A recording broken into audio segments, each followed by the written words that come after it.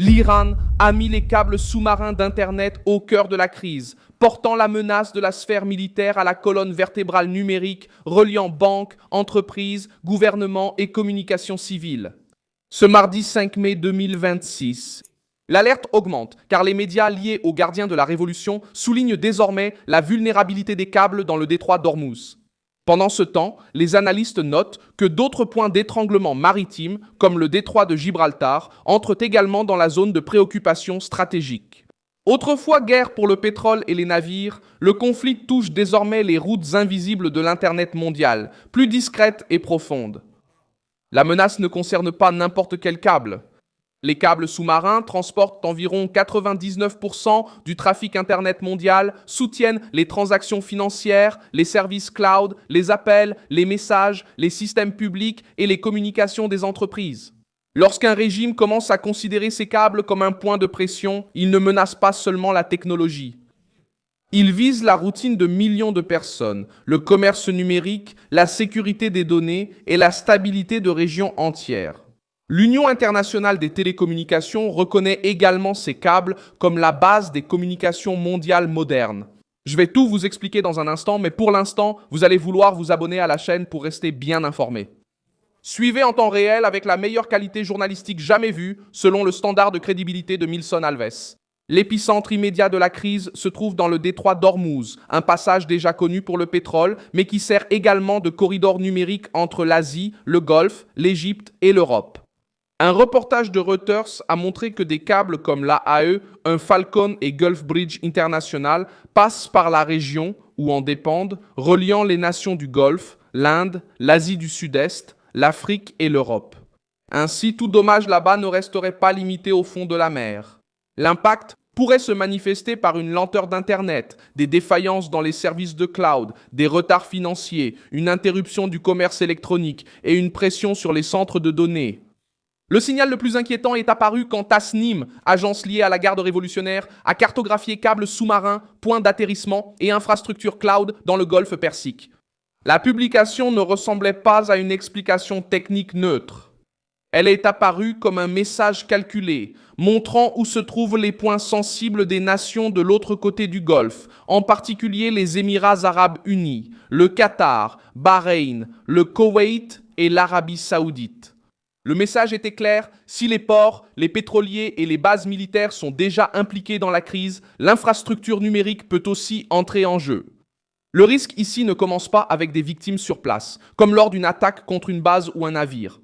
Le danger est tout autre, couper la connexion, affaiblir les services essentiels, retarder les paiements, affecter les hôpitaux, les entreprises, les aéroports et les systèmes de communication. C'est une menace froide, souterraine et difficile à percevoir, mais qui a le pouvoir de provoquer un choc immédiat dans la vie civile. L'Iran fait cela parce qu'il est sous pression militaire et économique. Lorsqu'une puissance ne parvient pas à contrôler tous les cieux, toutes les mers et tous les flux commerciaux, elle essaie de cibler les points d'étranglement. Ormuz est le premier de ces points d'étranglement. Gibraltar en est un autre. Le détroit de Gibraltar relie l'Atlantique à la Méditerranée et connecte l'Europe et l'Afrique par des routes maritimes et numériques. Théosios répertorie, par exemple, le Cabo Este, avec 112 km traversant Gibraltar entre Estepona, en Espagne, et Tétouan, au Maroc. Cela montre pourquoi l'alerte ne peut pas se limiter au Golfe. Un conflit qui vise des câbles dans un détroit peut inspirer la crainte dans d'autres goulets d'étranglement sur la carte.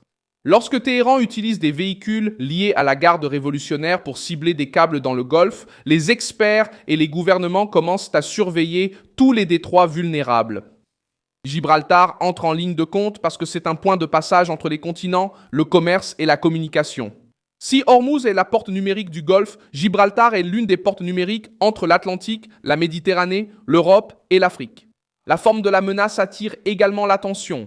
Les câbles sous-marins sont protégés, surveillés et souvent enterrés près de la côte, mais ils restent vulnérables aux incidents en mer. Reuters elle-même a souligné que la plupart des pannes historiques proviennent d'activités humaines accidentelles comme la pêche et les ancres, tandis que le sabotage soutenu par des États reste un risque réel dans les zones de conflit. Dans les zones de guerre, la réparation devient plus difficile car les navires de réparation ont besoin d'autorisation, d'assurance, de sécurité et d'accès aux sites.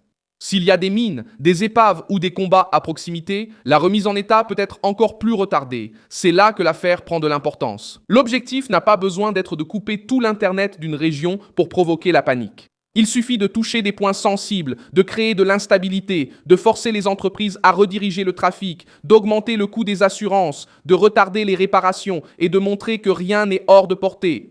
Cela correspond à la logique de pression des gardiens de la révolution. Agir dans la zone grise, provoquer la peur, nier l'intention directe lorsque c'est nécessaire et utiliser l'incertitude comme une arme politique. La réaction attendue maintenant est une surveillance accrue des câbles, des navires, des points d'atterrissement et des centres de données. Aux États-Unis, le sujet est déjà entré dans le débat sur la sécurité nationale. Le sénateur Jim Risch, président de la Commission des Relations étrangères, a défendu l'effort international visant à exposer les responsables du sabotage sous-marin et à renforcer la protection de cette infrastructure. L'inquiétude a grandi après des cas suspects en mer Baltique, dans l'Indo-Pacifique et dans d'autres régions stratégiques. L'histoire récente montre pourquoi cette crainte n'est pas exagérée.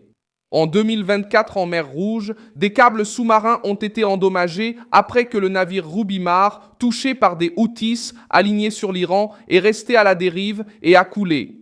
Les autorités américaines ont déclaré que l'ancre du navire avait fini par sectionner des câbles alors que l'embarcation coulait. L'épisode a montré qu'une guerre locale peut affecter Internet sans que le câble soit la première cible.